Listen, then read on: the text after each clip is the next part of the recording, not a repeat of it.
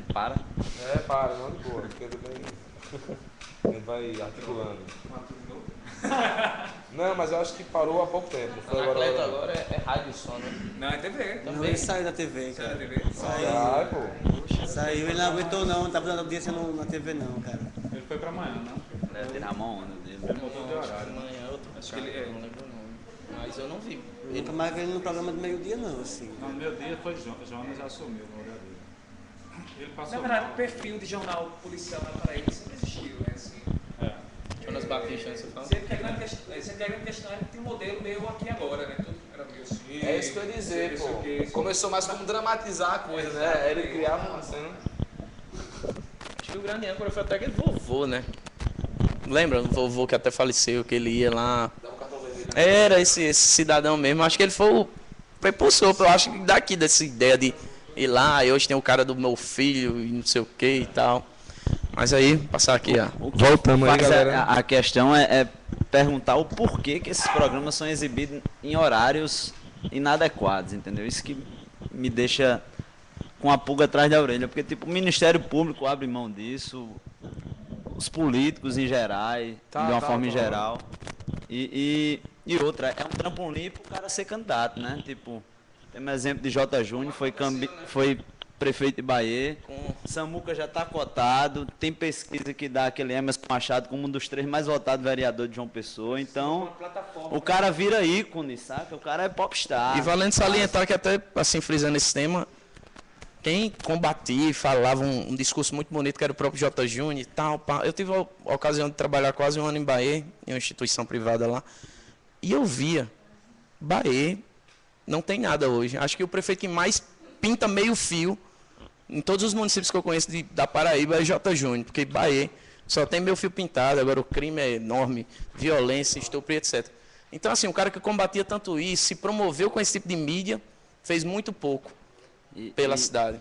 E fora que os valores dos heróis mudaram, né? Hoje em dia o herói é o bandido e a polícia agora é a bandidagem, né? Porque hoje em dia o cara se espera, pô, quero ser o bandidão, o dono do pedaço. Porque é o valor que a mídia impõe, né, na verdade. Porque, tipo, a criança que está ali desinformada, tal, tá assistindo lá no seu casebre, não tem outra oportunidade de ver aquilo ali, aí já sai pegar uma arma de brinquedo e vai brincar de ser ladrão em vez de ser polícia, na verdade. Né? Então, os valores são trocados justamente por conta dessa mídia, que não é uma imprensa... não que a imprensa não deixe de ser livre, mas tem que ser limpa, na verdade. Né? Tem que passar a informação de forma limpa, e não de forma que chega e espirra sangue na tela, na verdade. Então, eu fico imaginando caso essa sentença seja revogada e amanhã Samuca Duarte faça uma fala dizendo que mais uma vez foi feita a justiça no Brasil e mais uma vez ele estava certo, que é o que ocorre, né? Se a gente for pegar e analisar direitinho esse quadro mesmo do Correio Verdade, a gente já analisa ele como esse trampolim político, né, que já foi citado aqui por Irã, pelo companheiro aqui. E, tipo, o Samuca Duarte é um cara que não tem uma formação dentro da comunicação social, vai salientar que o problema é muito mais embaixo, não só essa história dele estar apresentando, né? Tipo, a gente não tem um sindicato de comunicação social aqui, de radialismo, que é a galera que é responsável pela televisão, de luta, que esteja comprometido com a seriedade. O Samuca tem uma carteirinha de radialista tirada num curso de final de semana feito no sindicato de radialistas daqui, né? Ou seja, a questão é bem mais... Não precisa nem ir, cara. Basta pagar a taxa, que é 200 conto, você tira sua DRT. E, tipo, é bom falar dessa máfia também, porque, tipo, se os meios de comunicação estão dessa forma, é um reflexo de um mercado que força isso. Outra coisa também, o programa Samuca Duarte só está no ar porque tem quem financia o programa, certo? Ele é um cara que tira uma grana de mexendo dentro do programa dele, tá ligado? Qual a responsabilidade social, não só da TV Correio, mas também desses comerciantes, desses empresários que investem na TV Correio, saca? Tipo, a galera não investe em cultura, mas investe num bandido, cara. Ele é mais bandido do que os bandidos que ele mostra, tá ligado?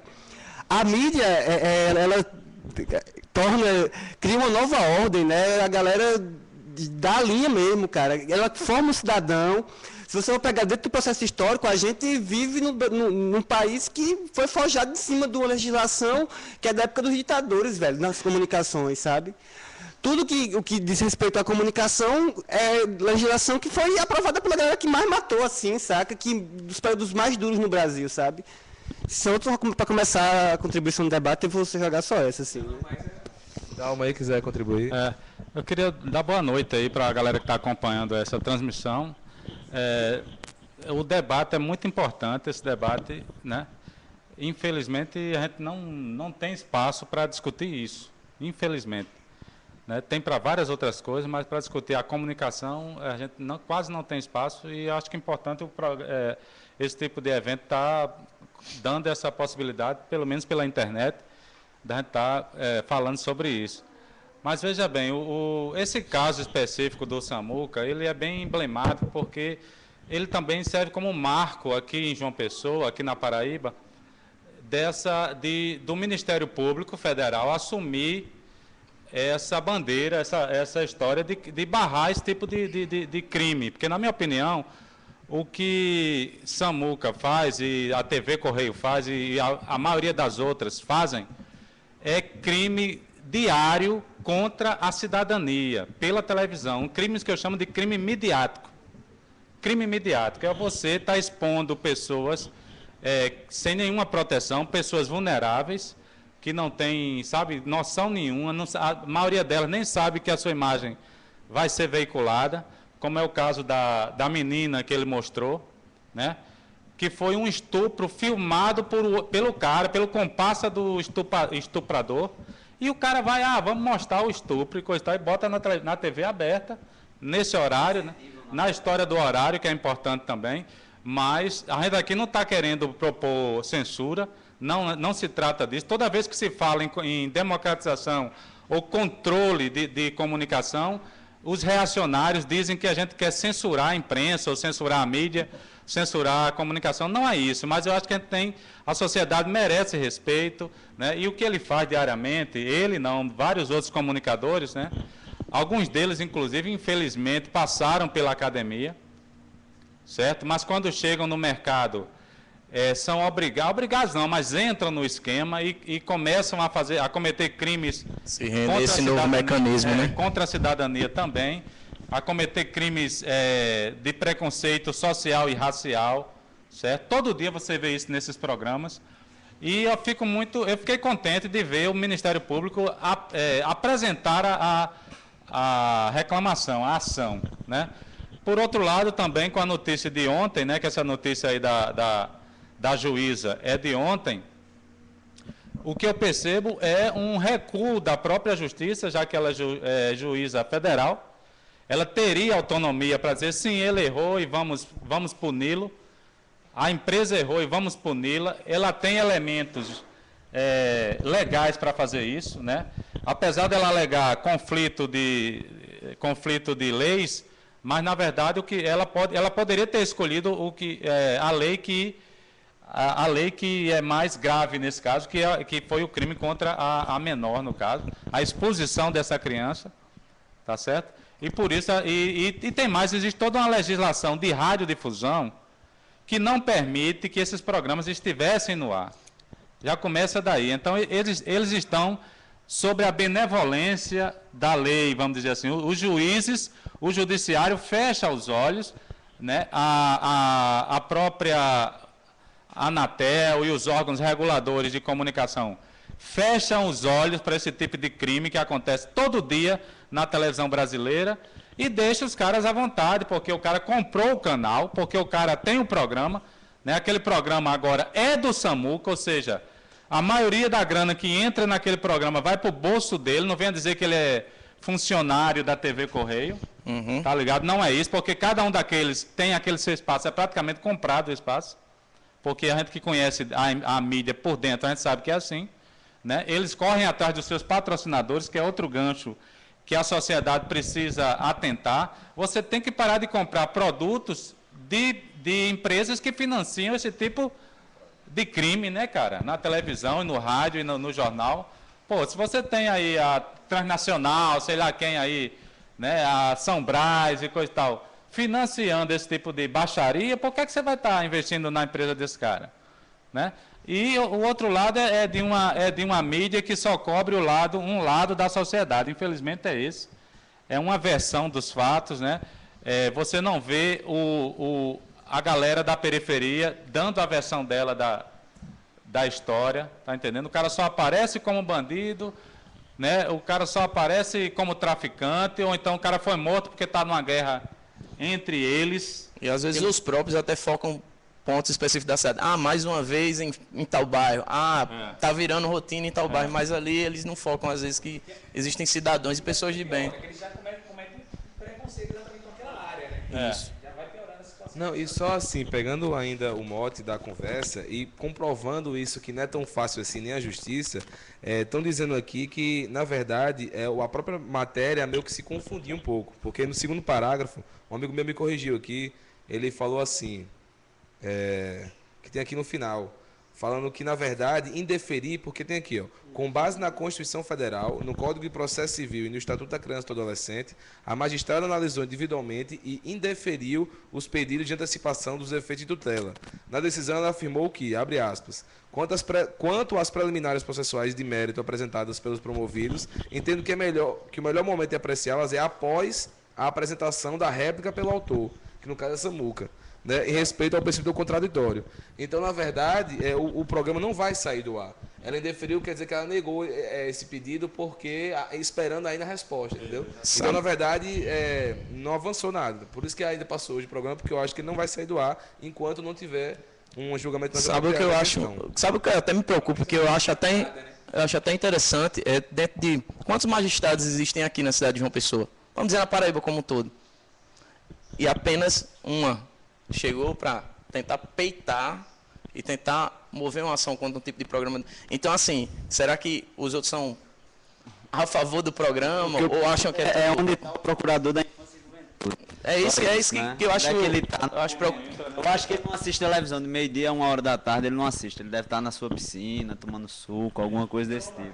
Seja bem dessa forma. Porque o cara não vê um negócio desse, não impor, E a magistrada chegou e tal, e está tentando fazer com que o programa tenha o saia do ar, ou mude um pouco a sistemática, né? Porque, pronto, até puxando um pouco o que o companheiro falou aqui, tá tão banal a violência que você vê, vamos a um flash ao vivo, vamos fazer uma cobertura. É moleque querendo aparecer na mídia e fazendo alô e fazendo. Tá lá o cara morto e tá todo mundo passando, mas eu quero aparecer na televisão. Isso é banal até pra gente. Você vê um acidente ou uma morte, o trânsito para, porque todo mundo quer ver, todo mundo quer filmar e fotografar. Exatamente, todo mundo quer ser notícia junto com aquele cara, eu era amigo dele, lá não sei o quê. Então a mídia já se promove nisso há muito tempo, sendo que agora de uma forma bem mais forte, sei lá, alguma coisa do gênero. Os valores foram invertidos, na verdade, né? Exatamente. E a onda é porque o crime dá ibope, né? E a cultura não dá ibope. Esse é o grande problema, porque deixar o povo sem cultura é bom para eles, né?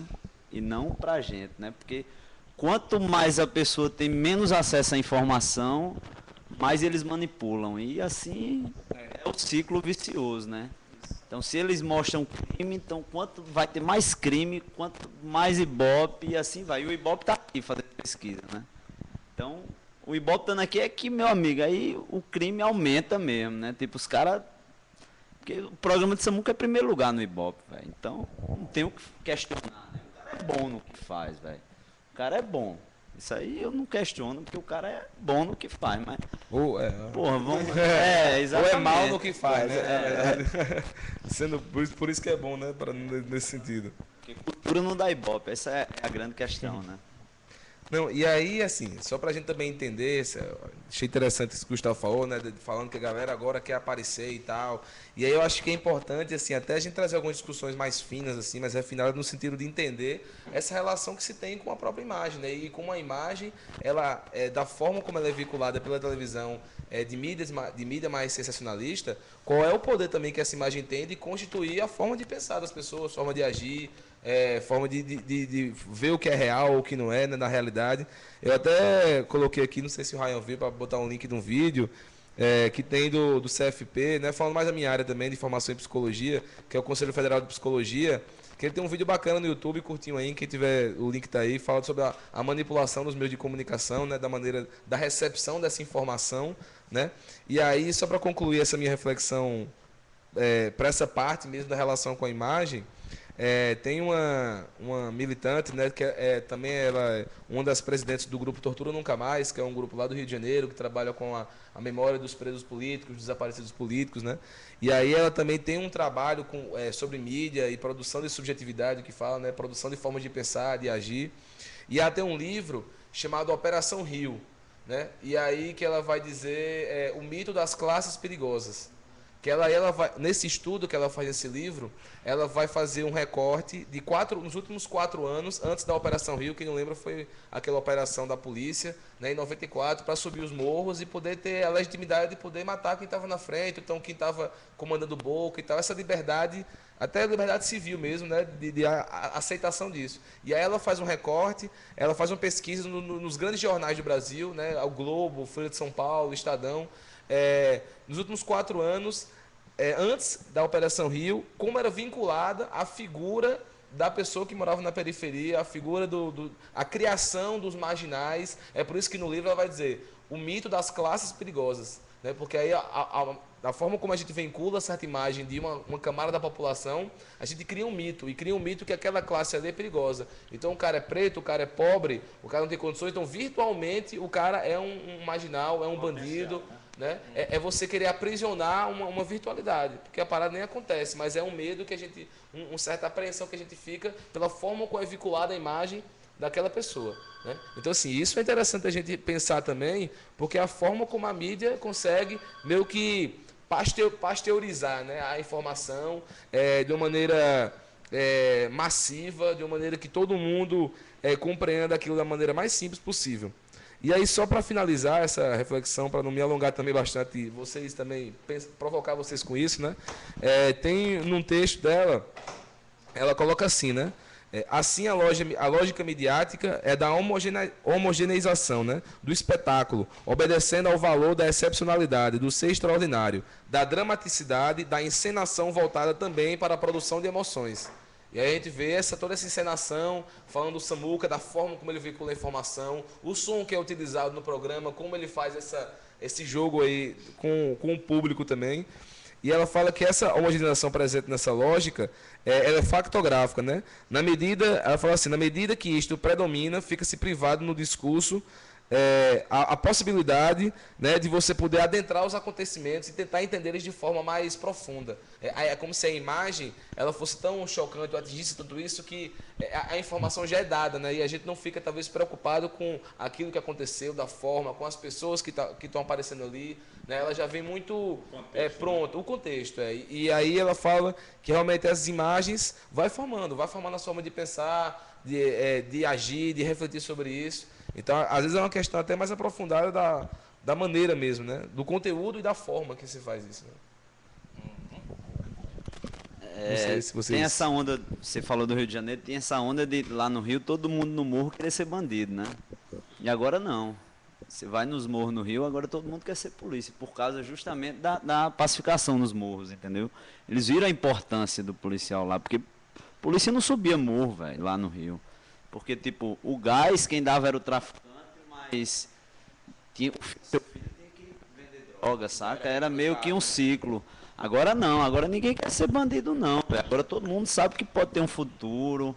Os morros estão tudo cheios de ONG, saca? A coisa tá mudando, velho. Porque a galera quis mudar lá no Rio.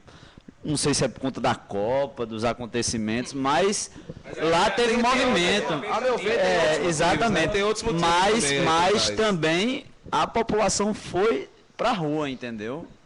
Questionar, foi brigar por conta disso. Existem vários manifestos lá no Rio, inclusive teve um também que é muito conhecido como Choque de Amor, que as pessoas foram pra rua justamente no horário onde passavam os programas de crime. Foram para as ruas e chegavam nas ruas e pediam abraço e se abraçavam, e mostrando que, porra, aquilo ali não é o que acontece no morro, na verdade, né? Você tem muita coisa bacana no morro e só mostra o que é ruim, na verdade, né? Voltando ao ponto. cultura não dá ibope, velho. Ninguém quer ver gente morrendo, gente matando e estrupando e a porra toda, velho. É isso. Mas essa construção do Ibope, né? Porque isso rola em torno também da história do Ibope. O cara quer fazer audiência, né? Eu acho que a construção, de um modo geral, do imaginário que a mídia, que a comunicação coloca, ela forja na cabeça da sociedade, tem muito a ver com quem patrocina isso, claro, quais são os interesses que estão por trás desse tipo de notícia, por exemplo, né? Por que a gente prefere notícias mais ruins do que notícias melhores, vamos dizer assim? Por que isso acontece? É um defeito da humanidade ou a humanidade realmente tem esse lado perverso e coisa e tal e coisa e tal? E por que a mídia explora o lado perverso da humanidade? Entendeu? A pergunta que ninguém faz, né? Por que a mídia explora esse lado ruim da gente? Né? Eu tive, em outro momento, num debate aí, foi criado o ano passado aqui um fórum, a exemplo do que aconteceu em Pernambuco, um fórum contra a baixaria na mídia, né?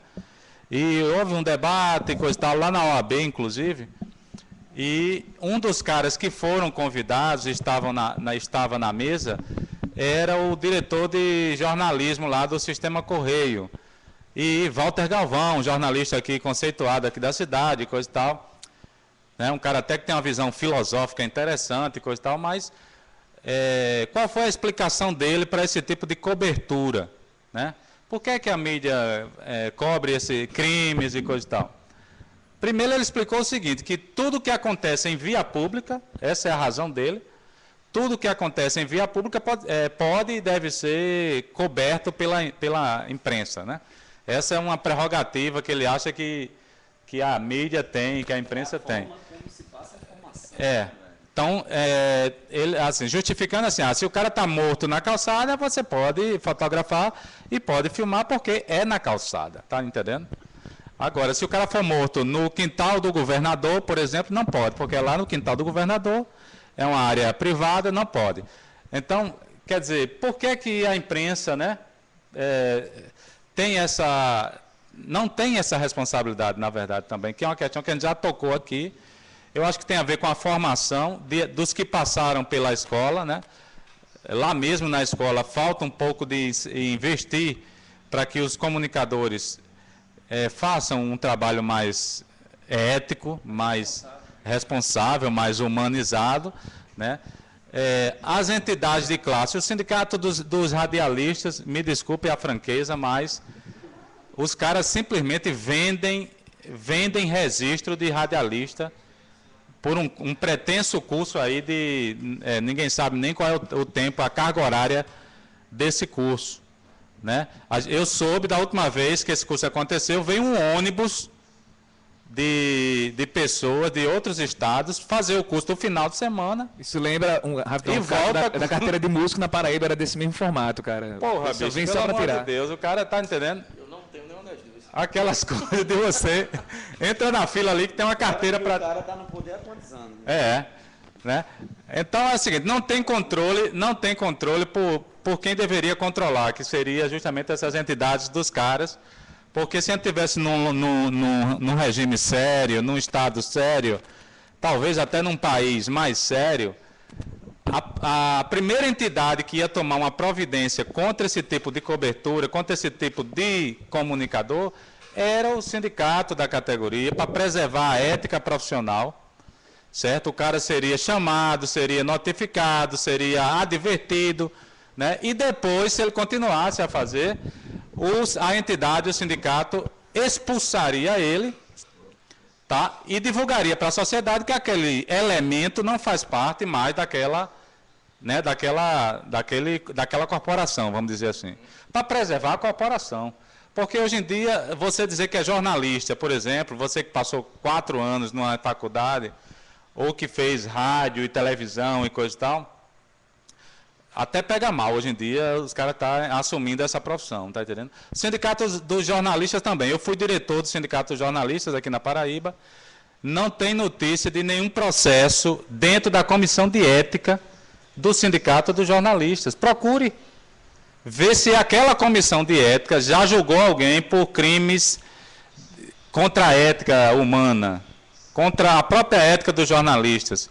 Os caras não têm coragem de colocar os seus pares na parede, dizer, meu irmão, que história é essa? Né?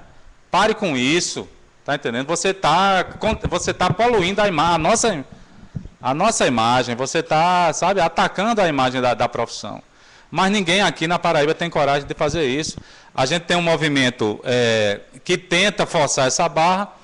Existe um pequeno grupo que está de olho, pelo menos de olho nessa questão.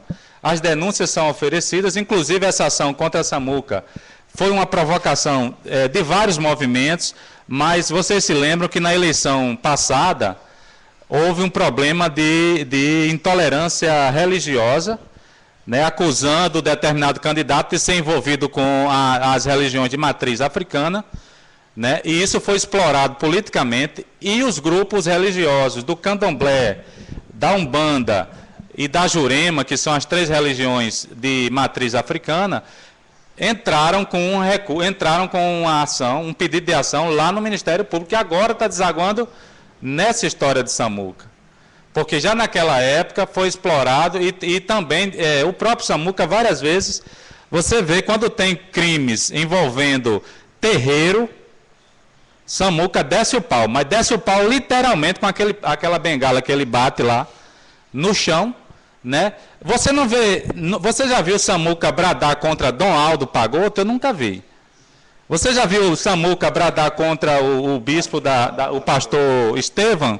Eu nunca vi. Eu nunca vi Samuca falar de qualquer acontecido no Manéria Shopping. Pois é. Que já é um caso, assim, acontece violência, acho que... até morto lá, né? isso é grande questão, né? Acidente, isso é rotina lá no shopping. Então, pô... Ele está sempre noticiando o que é mais fraco. Exato. Assim. É fácil bater em quem não tem, né? Então, eu acho que é louvável essa história, repetindo, né, que é louvável que o Ministério Público esteja sensível. Inclusive, ele demorou a fazer isso. Ele, no início, o Farena, que é o autor dessa ação aí, né, relutou em mover a ação. E ele até disse nessa audiência que o Galvão estava, que deu essa justificativa do jornalismo sensacionalista, que tudo que está na rua pode ser noticiado, né? O Farena estava nessa mesma audiência e ele disse o seguinte, olha, daqui para frente eu não vou fazer mais aquela coisa do chamar os caras para fazer um acordo de conduta, né? Eu não vou mais fazer isso, eu vou fazer ação civil pública. E essa é a primeira ação civil pública nessa área de crime midiático, né? E de crimes assim, contra a cidadania pela mídia, certo? Então, eu espero que vá à frente. Eu acho que a juíza se equivocou. Na verdade, ela deve ter algum receio com relação ao baronato aí da mídia. Por isso que ela recuou nisso. Mas, como a gente sabe que na justiça há várias instâncias, eu acho que isso vai rolar para frente. Talvez ela tenha até que rever a posição dela. E a sociedade espera, pelo menos esses grupos organizados, o movimento negro, do qual eu também faço parte, o movimento de mulheres e alguns setores da religião, né, ligada à religião de matriz africana, aqui no estado da Paraíba nós estamos de olho, vamos continuar cobrando, está certo?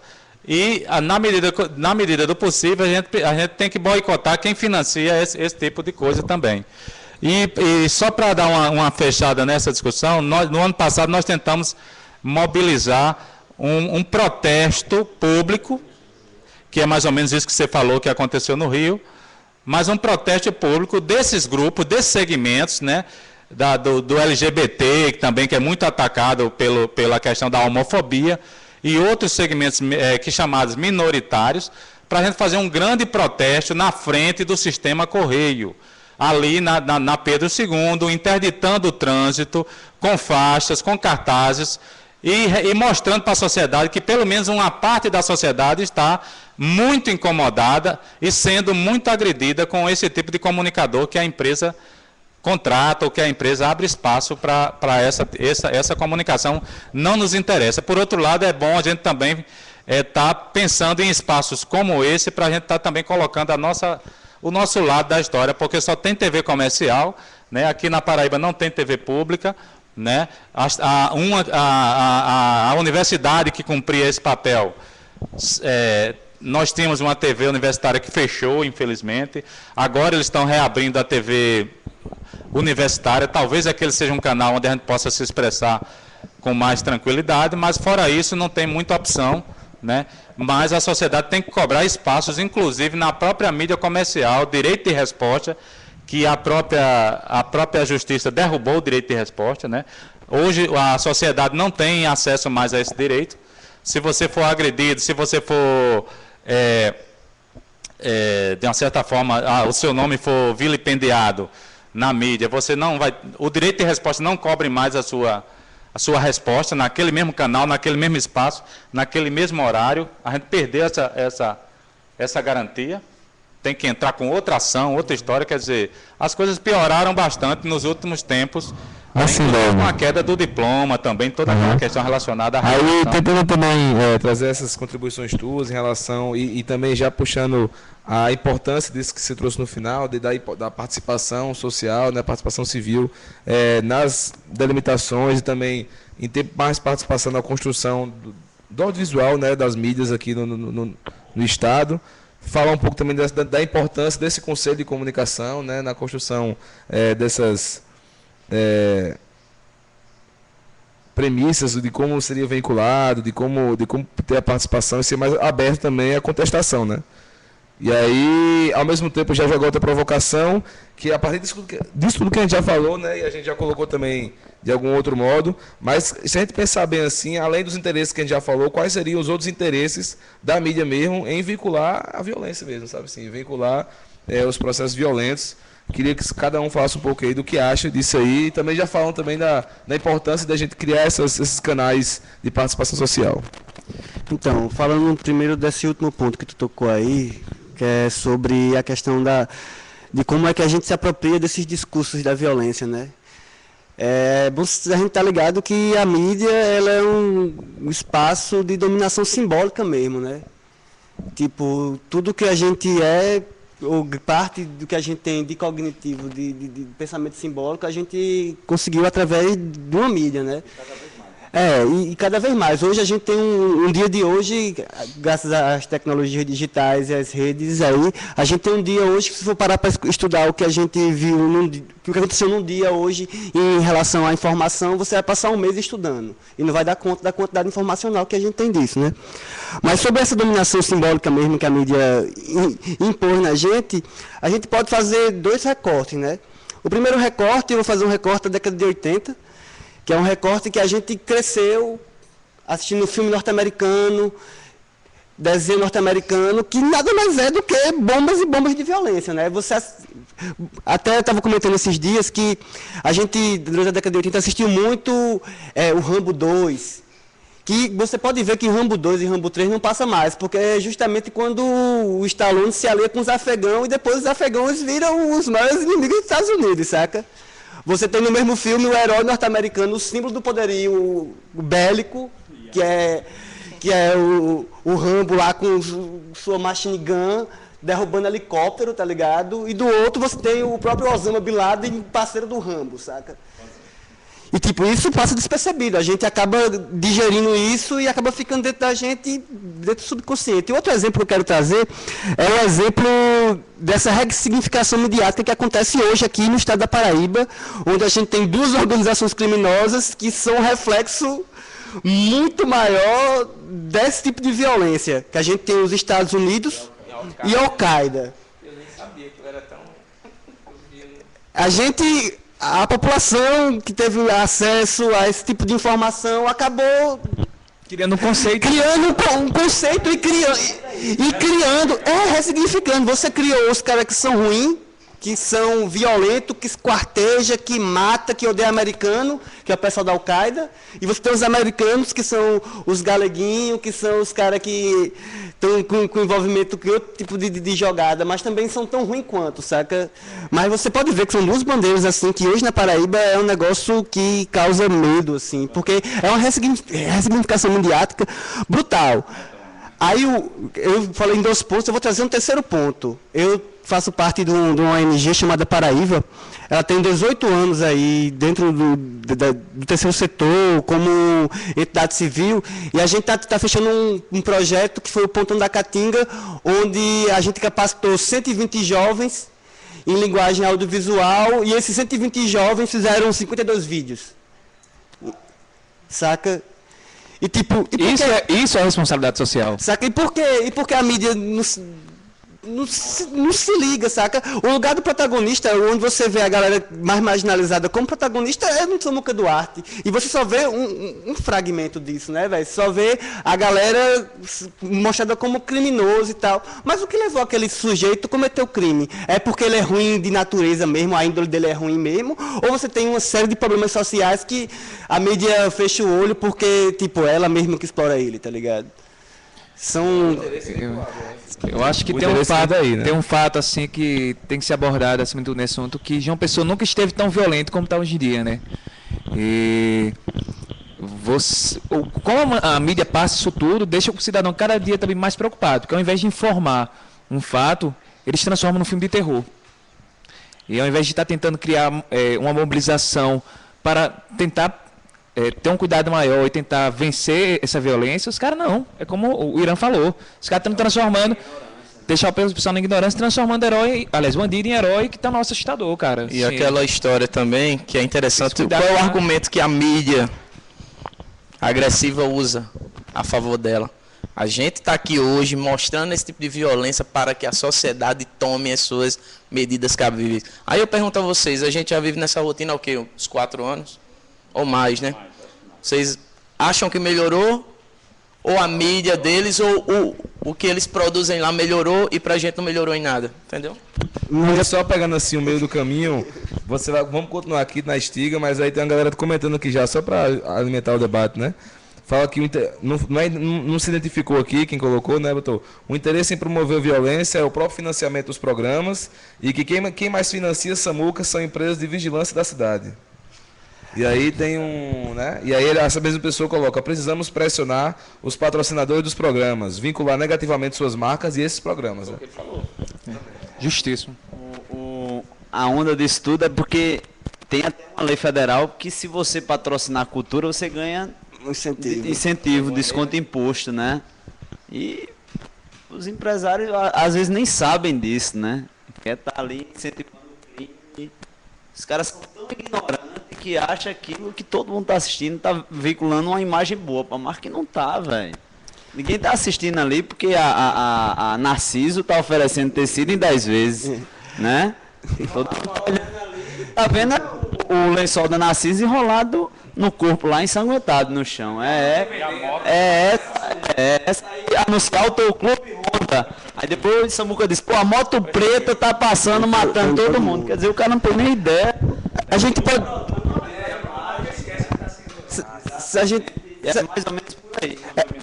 Se a gente pegar também, que falaram que desse aumento da violência nos últimos 4 anos, eu acho que também é mais ou menos por aí. 3 a 4 anos que surgiu...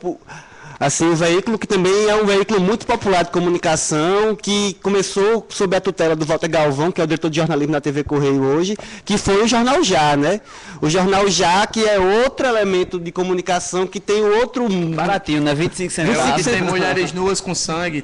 Mulher nua, sangue... combinação perfeita. E tipo... É totalmente... A pólvora e o fogo, né? Aí você vê que também são nesses mesmos 3, 4 anos que Samuca Duarte começou na TV Arapuã. Não, na verdade, começou na TV Miramar, que era uma concessão pública. Ele começou na TV Miramar, que era uma concessão pública, de TV pública. Daqui a pouco ele sobe um pouco, vai para Arapuã. Daqui a pouco está tomando lugar de J. Júnior na TV Correio por conta desse showman que ele é, né?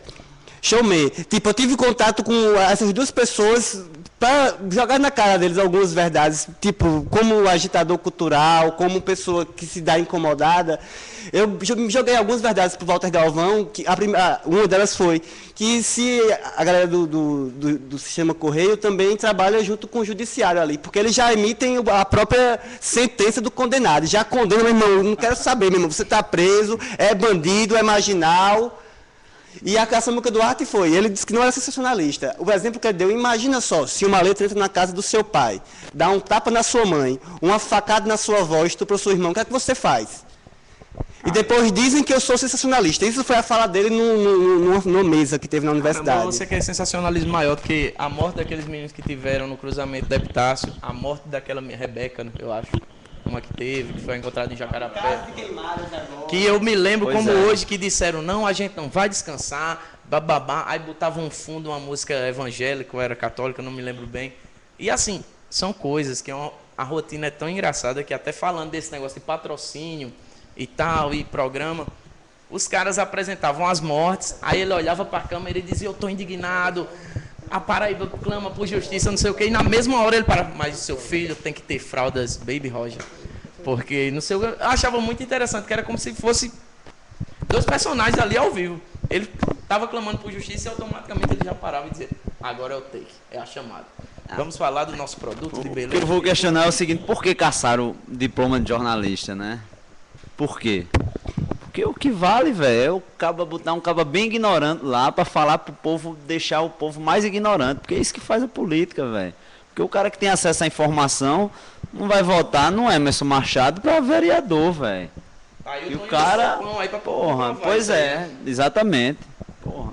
Ninguém vai votar no Emerson Machado para ser vereador e aprovar a lei municipal. É bom falar que você falou do deputado Tony de Sopão, mas é bom se ligar que o bicho tinha um sistema de comunicação, de comunicação livre. Ele tinha um dos melhores pontos da cidade, com uma visibilidade e um acesso enorme. Ele era um mídia livrista que utilizou aquilo a seu favor, saca? Exatamente. É bom a gente também ter isso claro. Ele também tinha um espaço, tinha o seu falante, e através dessa difusora, ele soube se fazer, né, cara? Ele soube chegar e soube cair, né? Soube cair porque é imaturidade, cara. Você dê poder para uma pessoa que você sabe quem ela é, saca? Isso meu pai e meu avô já falavam quando era pequeno, saca? E é o que acontece com essa galera. A galera tem poder demais e é um poder imediato que acaba estragando a identidade do povo paraibano, velho. O paraibano não se reconhece. A gente acaba se vendo através da violência. Tipo, o povo paraibano porra, é uma coisa linda, velho. E não mostra o povo paraibano. O protagonismo do povo mesmo, da galera das classes marginalizadas, do pessoal que mora na periferia, é uma imagem completamente distorcida. Que quanta coisa boa a gente tem nas periferias. Eu questionando muito na cultura, né? E o programa de Samuca Duarte leva cultura, né? Na verdade, na sexta-feira tem ao vivo, exatamente. Aí levam umas bandas pra lá e toca. E a galera vai em peso da comunidade. Pô, o cara é um popstar, velho, né? O cara é o popstar do crime, né? Exatamente. A identidade, né? Que é uma coisa que o poder público que tem que dar, né? Aí o cara dá e já leva a fama do bonzinho da história, né? Ele não é vilão. Existe uma confusão grande aí de papéis, né? E essa mídia convencional está muito misturada com outros setores e outros poderes da sociedade. Na verdade, a gente não sabe até onde a mídia vai, nem até onde o poder público vai. Quer dizer, existe uma... Sabe como é que é? Uma promiscuidade entre esses setores que é muito ruim para nós, cidadãos, porque você não sabe a quem recorrer, na verdade. Você vai para... eu vou reclamar do buraco da minha rua, liga para a rádio, certo? Porque o governo já... Não adianta ligar para o governo, né? E às vezes a rádio faz a reclamação, mas está comprada pelo governo, quer dizer, aquela coisa que você não sabe como funciona. Eles deixam agora os números particulares do telefone, né? Próprios, né? Não, ligue pra mim. Não, pô, eles têm esquema, pô. Tipo, Cara, crime já tem os repórteres pra ligar, né? Pô, já liga pra Emerson Machado, tipo, às vezes o criminoso chega primeiro que a polícia, velho. Como é que pode? O cara já tá esperando lá na... Vou estourar uma boca de fumo. Já tá Emerson Machado lá escondido atrás da moita. Antes da pra polícia. Filmar a polícia chegando, porra. Que valor é esse, né? Isso é velho? suspeito. É muito suspeito. Igual aquela onda lá que aconteceu o crime ao vivo. Vou fazer uma pergunta pra tu. O cara na frente quando o bandido tá atrás da grade, o cara, você é isso, você é aquilo. Quando deu um tiro lá no cara ao vivo, o repórter, ai meu Deus, soltou logo a franga, né, velho? Porra. Então. Tem um fenômeno. E tem ainda boatos que dizem que isso aí foi meio forjado, né? Não foi preso. Isso, que o cara não morreu, o cara que levou os tiros, né? Enfim, Que caso seja comprovado, vai ser o cúmulo do absurdo, né? Enfim. Né? Esse é o famoso factoide. Tem outro fenômeno aí de jornalismo que é o seguinte: a maioria dessas coberturas, elas se baseiam, não quando é assim, ao vivo e coisa e tal. Mas essas mais da mídia impressa, elas são... Pode olhar que aquele noticiário é todo baseado no BO que o policial fez, que o delegado fez e coisa e tal. Então, a reportagem policial hoje nada mais é do que uma literatura do BO, vamos dizer assim, tá certo? É uma coisa que você pega o BO e transforma numa peça, né, literária, jornalística e coisa e tal. Então, esse já é um problema, porque o jornalista ele não atua de forma... eu vou fazer uma notícia sobre o crime. Não, ele vai fazer uma versão do BO. Certo? É a versão do BO, a versão da polícia, a versão oficial da coisa. Ele não escuta os caras que estavam ao redor da cena do crime, só escuta o policial e alguém da família do morto, mais ou menos isso. Né? Então, esse é o problema. Agora, eu queria voltar a uma coisa que tu falou, que eu acho que é importante também, é esse processo de Al-Qaeda e Estados Unidos. Na minha opinião, o que ocorreu também foi uma espécie de globalização, certo? Desse fenômeno de violência. E em relação ao Rio, porque a gente mira muito o Rio, porque o Rio tem aquela coisa de ser o Rio, é a primeira capital do Brasil. É uma cidade que a população foi de contra, né, velho? Sim, não, mas eu tô falando isso porque é o seguinte... A gente é muito acomodado, né? A gente tem uma lenda aqui que precisa ser provada, é o seguinte... Depois que ocorreu a pacificação dos morros no Rio... o crime chamado organizado parece que espalhou-se e veio muita gente para o Nordeste. Então, tá ligado? organizaram E desceram. Na verdade, essa ponte já existia. Disseram, não, vamos dar uma chegada nos interiores. Então, eu vejo muito essa coisa de Al-Qaeda e Estados Unidos como também uma exportação de gangues que ocorriam nos Estados Unidos também há um bom tempo atrás, que a gente via nos próprios filmes americanos as gangues do Brooklyn se matando, um esfaqueando, um atirando no outro, e coisa e tal, aquela coisa da mafiazinha da periferia, né? Tem muito isso, que é uma exportação também desse modelo de organização criminosa e exportação de uma violência meio que estandartizada pela mídia também, que aproveita as marcas, né? Que a Al-Qaeda é uma marca, Estados Unidos é uma marca e coisa e tal, uma grife criminosa. Então, eu acho que tem muito isso de globalização desses modelos, sabe? Que, infelizmente, as sociedades locais, elas não conseguem reagir a isso, porque a gente sabe que ainda, infelizmente, a grande maioria da nossa sociedade é uma sociedade ainda pacífica, é uma sociedade, de uma certa forma, que não referenda criminoso, tá ligado? Então, eu acredito muito mais nesse lado. Agora, o problema é que esse lado da sociedade não tem visibilidade na mídia. Aí fica difícil, porque a gente fica achando que bandido é o artista da vez e coisa e tal, e coisa e tal. Tá. Mas eu acho que tem muito dessa exportação de modelos de criminalidade também. Massa. Aí só pra gente segurar um pouquinho o debate e também trazer mais participação da galera, né? O que a galera tá falando aqui. Tem alguns assuntos que estão batendo, eu vou trazer para provocar a gente aqui, né? A Hermana Ferreira também comentou aqui que, como a gente já tem colocado, isso não é de hoje, né? Na mídia, na mídia brasileira, isso já vem com o tempo já, a violência sempre existiu na mídia, de uma forma geral, nas mais diferentes maneiras, né? Desde da antiguidade até mais hoje a internet. Né? E aí eu trago um caso também que o próprio caso da ditadura no Brasil, anos antes, né, nos anos 50, final dos anos 50 e 60, havia toda uma construção da figura do militante, né, a guerra contra os comunistas, né, que eram os terroristas. Então, toda essa maneira acabou legitimando também o golpe de 64. Então, a mídia também participou desse processo, né, de legitimação da figura dos militantes que eram terroristas, né, que eram comunistas que ameaçavam a ordem do país, né? Então a mídia desde aí também até de antes. E aí tem duas perguntas aqui, algumas perguntas, né? Mas aí desse assunto tem uma pergunta que o Pedro Daniel faz, especialmente para o Abraão, acho que já deve ter alguma coisa sobre isso. Pedro Daniel que estava com a gente no programa passado, e ele fala assim, pergunta para o Abraão aí qual é a relação desses programas, né, que a gente tem conversado aqui, com os folhetins do século XVIII. Aí ele coloca aqui, né? O povo sempre gostou de ver esses dramas. Não seria apenas a continuidade e uma tradição nos novos meios de comunicação? E aí ele joga isso aí para o Abraão. E depois também Bessol também até faz um... Não é Bessol não, quem fez isso aqui, acho que é... Não sei quem é que está com um link aqui, fala para assim: gostaria que Abraão e Diego comentassem sobre a qualidade do ensino de comunicação social. A formação aí também em relação a isso, né? Porque a gente são formações que a gente está... equipamentos que a gente tem a formação para isso, mas que formação está sendo dada em relação a isso, né? Então, sobre Pedro falou dos folhetins do século XVII. Mas se a gente for analisar a violência como um espetáculo, a gente pode puxar aí para a Roma Antiga, pode puxar para o Egito, porque esse trato do ser humano e a violência, isso é algo que vem aí dos primórdios, né? Até em pintura supestre mesmo, se a gente for analisar direitinho, assim, você vai acabar encontrando... Percebendo que a morte e o sangue... A morte e sangue vai tá lá, né? Mas... A grande história do mundo é violência, né, cara? É a guerra e tal. E, tipo, a gente vive hoje numa sociedade que tem um nível de informação que já dá para dar um passo, né? Sendo bem darwiniano, darwinista, né? A gente poder dar uma evoluída, em vez de estar praticando esse tipo de cultura da violência, essa cultura do sangue, essa cultura altamente deplorável para a figura humana mesmo, velho, e começar a partir para uma cultura de paz, uma cultura livre, uma cultura em vida comunitária mais... Sai dessa carniça. Sai nessa carniça, né? Mas sobre essa história da tradição, é uma tradição sim, cara.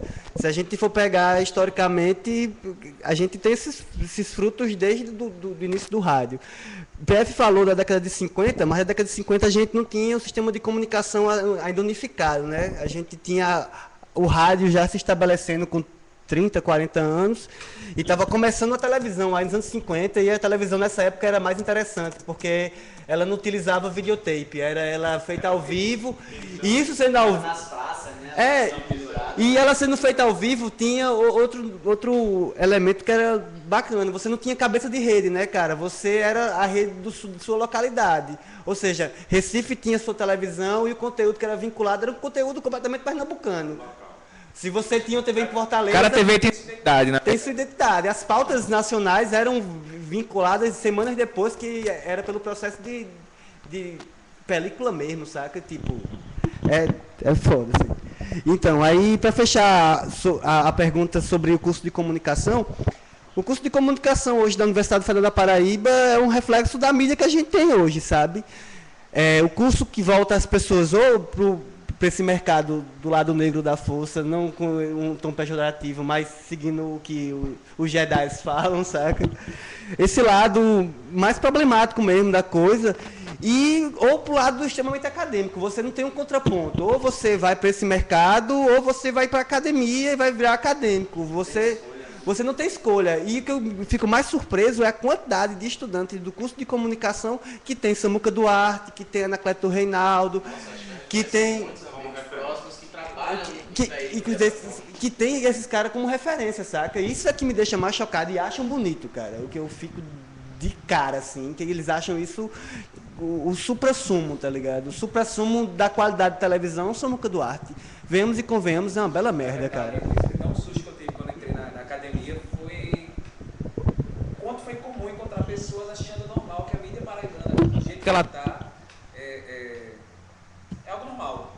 Normal é assim mesmo, da audiência é bom, não existe cuidado, uma parcela para entender que tudo que você vincula tem um significado, vai atingir alguém. Então, isso eu acho que é o maior susto que eu tive dentro da academia mesmo. Em relação ao curso mesmo, foi bem tranquilo o desandar. O desandar do curso é um curso realmente, se você não se ligar muito, você vai ficar meio nessas duas linhas mesmo. Ou você vira um professor acadêmico, ou você vai ser mais uma peça desse formato que já é meio que implantado mesmo. Infelizmente, eu sou um profissional audiovisual meio fora disso aí. Eu consegui, pelo menos, me divertir. Conserva assim. Eu acho interessante o seguinte... Pelo menos hoje eu trabalho no Post TV, que eu me divirto, acho muito mais responsável para o que a gente... Um lance interessante é que vocês terminam o curso, que hoje tem o quê? São 4 anos? 4 anos. 4 anos. Aí alguns já se capacitam, inclusive, em outras línguas e etc. Aí o cara vai para a emissora de Samuca Duarte apresentar morte. Eu digo, porque existe essa capacitação dentro da comunicação e do jornalismo, onde geralmente, e outra coisa que eu acho, se você parar para analisar, beleza, a gente tem hoje um veículo carniça, vou dizer até assim, da maneira popular, e existe hoje vamos dizer que a Cabo Branco tenha, seja outra rede que não demonstra tanto essa visão. Agora são perfis diferentes. Né? Agora eles trazem o é... pessoal de fora, sabendo que aqui tem gente capacitada. É um outro lance que, assim, às vezes eu fico me questionando, porque não é a Globo, porque aqui mesmo, na TV local, tem muito cara de fora, muita gente de fora. E é notório isso. Agora, sabendo que aqui... Mas um intercâmbio? O que acontece, na verdade, nesse lance é mais um lance mesmo de intercâmbio e de cuidado, porque a Cabo Branco hoje em dia tem um perfil muito parecido com o perfil da Globo do Sul, né? Então, como eles estão nesse momento de mudança, a segurança que eles estão tentando ter, trazendo pessoas de fora para deixar o terreno, aparentemente é isso, deixar o terreno muito mais tranquilo para futuramente estar colocando pessoas. É o que eu acredito e que espero que aconteça, né? Mas realmente é notável hoje como outros a TV Cabo Branco, até Tambaú mesmo, não é mais paraibano comandando, saca? Então tem um problema. Será que é a academia mesmo? Será que os profissionais não estão tendo cuidado? Ela foi também para a TV, por SBT Nacional, que é a Raquel Sherazade, não é isso? Que já era de fora. E também. Aí, pegando aqui mais algumas contribuições da galera, né? Que Maíra falou aqui também. Maíra Medeiros também que está acompanhando a gente, né, que faz parte da comunicação aqui também, diz que o público de baixa renda, por não ter condições de ir ao circo Tiane, se agradaria de ver o circo na TV, né? Só que ao mesmo tempo ela falou, e tanto é muito questionável esse discurso, na medida em que entretenimento é uma coisa e jornalismo é outra. E aí a gente pensar essa relação. E aí, Beisola também, que está aqui ao nosso lado, também faz uma contribuição poética, né, dizendo que o UFC é luta entre gladiadores, a arena é o coliseu mediático, né, e a gente vê até que realmente é interessante essa questão da violência, de uma coisa meio bárbara até na mídia hegemônica, né, porque a gente está tendo reality show até de Vale Tudo, né, de MMA, na verdade, não é Vale Tudo, é MMA, e aí também, e é interessante assim, não querendo criticar tudo que é vinculado, mas é interessante que um discurso que se tem também no UFC, no MMA, é o que salva bandidos, né? Salva criminosos. Ah, não, eu era um criminoso, eu era um bandido, virei lutador de MMA, né? E agora minha vida mudou e tal. E isso também é vinculado, é comprado como um dramas individuais de superação em forma de luta, de uma luta que é regularizada, que é sistemática, que tem regras, que tem um juiz, e que aqui a gente vai ter um controle disso, né? Então, até que ponto também é uma forma da mídia cada vez se alimentar, né? De um controle social, pois é, né? E agora tem algumas, porque saiu um monte de pergunta aqui para o Dalmo também, então a gente pode segurar um pouco. E aí tem umas perguntas para o Dalmo aqui. Uma delas é qual o papel, ele pode juntar tudo isso numa resposta só também, né? Qual o papel das rádios comunitárias na produção de informação contra-hegemônica, e aí a gente falando de mídia hegemônica aqui, de como está sendo vinculada, e como é que a gente pode, nesse esforço também político, né, de estar atuando junto com uma produção de informação contra-hegemônica. E aí o Pedro Daniel também pergunta aqui, para o Dalmo, né, a partir da produção de participação social, da produção do movimento contra-hegemônico, o cachorro agora se manifestou.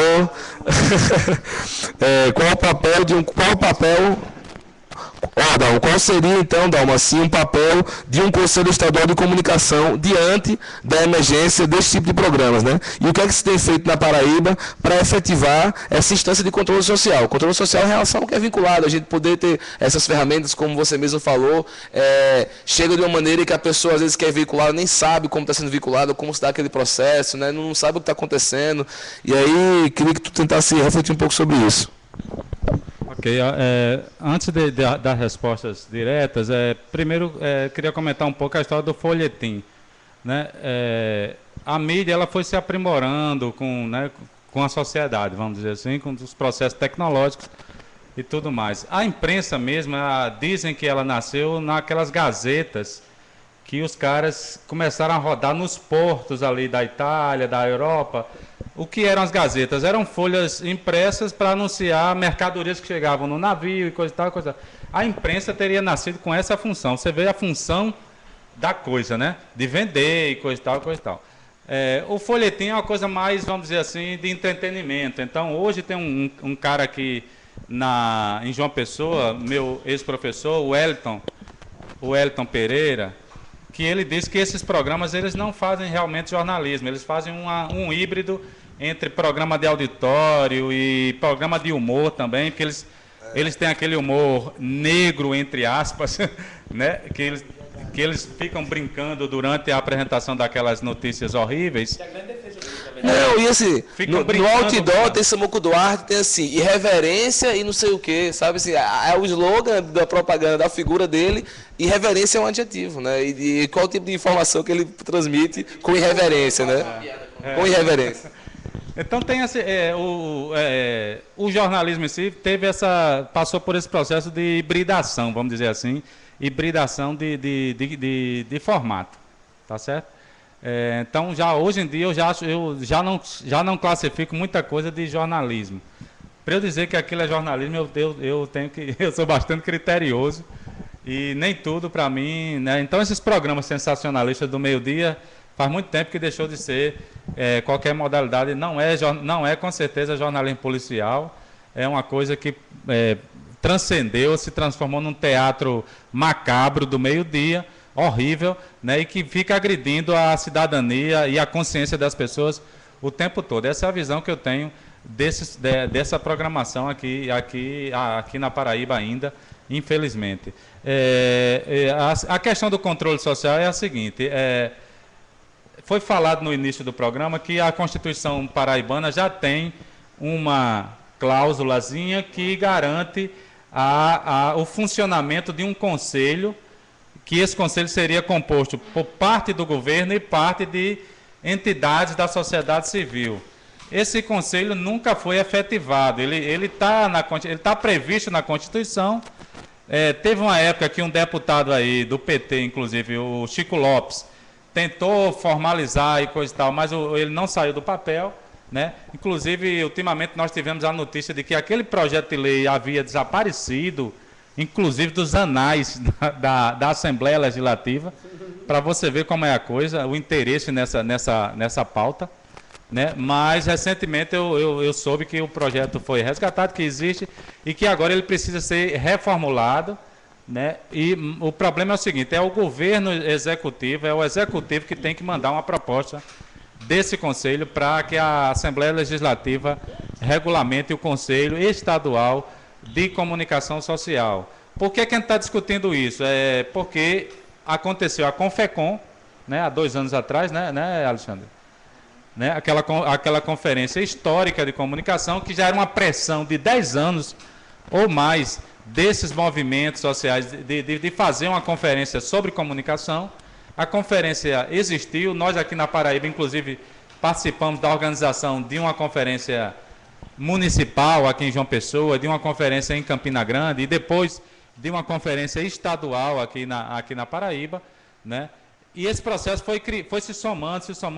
Só que o que se saiu da Confecom foi muita proposta, muita pauta, só que poucos governos estaduais implementaram. A Bahia é um exemplo agora, constituiu o seu conselho recentemente, mas parece que é o único até agora que tirou do papel. Rio Grande do Sul também, né?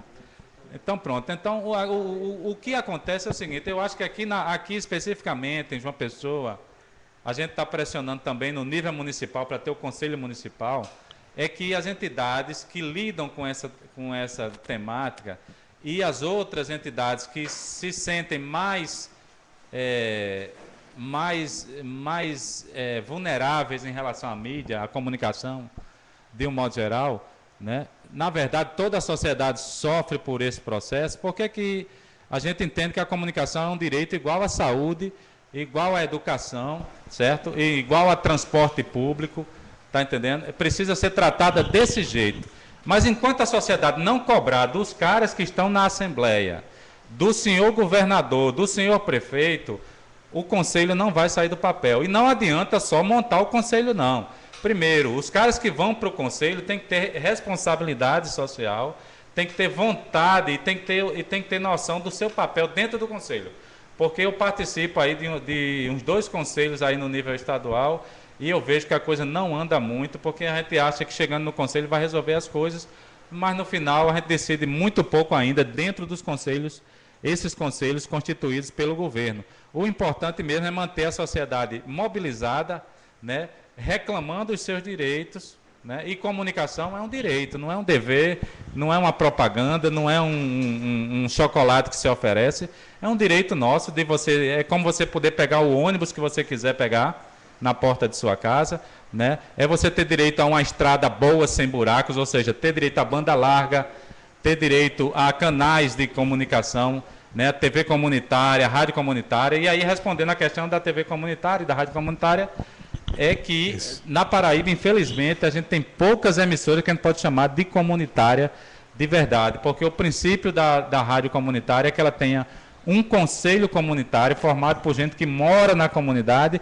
e esse conselho é o que vai decidir a programação da emissora, e a maioria delas na Paraíba está na mão de terceiros, de laranjas, de gente ligada a político, de gente ligada a empresários, e não são rádios comunitárias, infelizmente, né? Abraço a entidade da qual a gente participa, a Fabiana, que também está aqui nos acompanhando, mas a Abraço tenta dar essa diretriz para essas rádios, inclusive tem uma ideia de que a Abraço ela crie um selo de qualidade para rádios comunitárias, seria um atestado de que aquela rádio realmente passa por esse princípio de conselho, de controle social, né, e que ela atende às necessidades da comunidade, não é uma rádio disfarçada de comunitária, é realmente uma rádio a serviço da comunidade. Então, eu acho que é por aí que a gente consegue ir pressionando e ocupando essas brechas, né, que o Estado, que o poder público oferece para a gente estar ocupando. Porque se não ocupar, é tipo o MST, tem que ocupar e resistir e produzir. Porque senão a gente vai ficar ouvindo a história de Samuca, vai ficar ouvindo a história de Roberto Marinho, vai ficar ouvindo a história, né, dos donos de rádio e de TV, e a nossa história nunca vai aparecer na telinha, a nossa história nunca vai para o ar e nunca vai virar nem folhetim, nem jornal diário, infelizmente.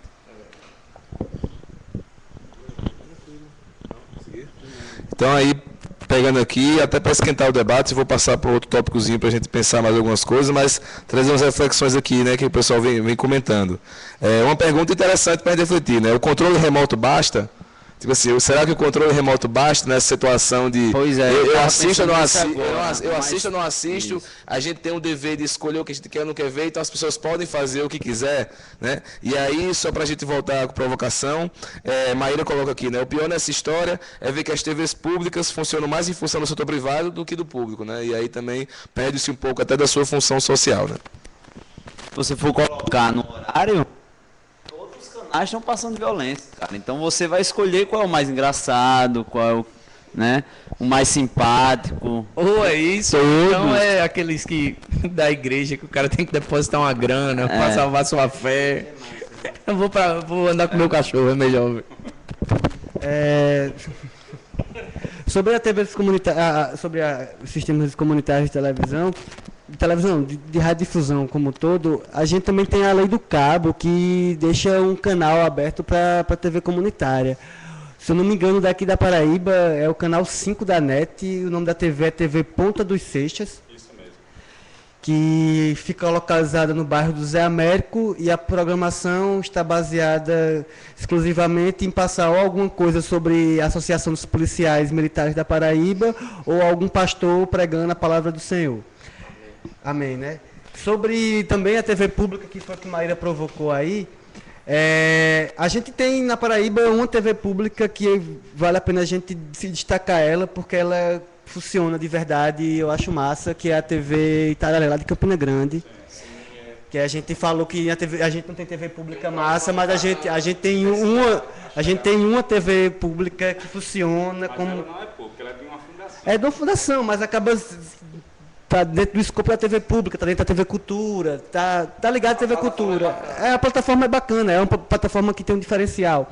Aqui em João Pessoa a gente tem a TV Cidade, que é uma TV pública do município, que eu tenho lá as minhas críticas, mas eu não quero tecer, porque tipo, não cabe agora, né? Não cabe, né? Mas tipo, é questão só apenas conceitual. E também a gente tem a TV UFPB, que tínhamos a TV...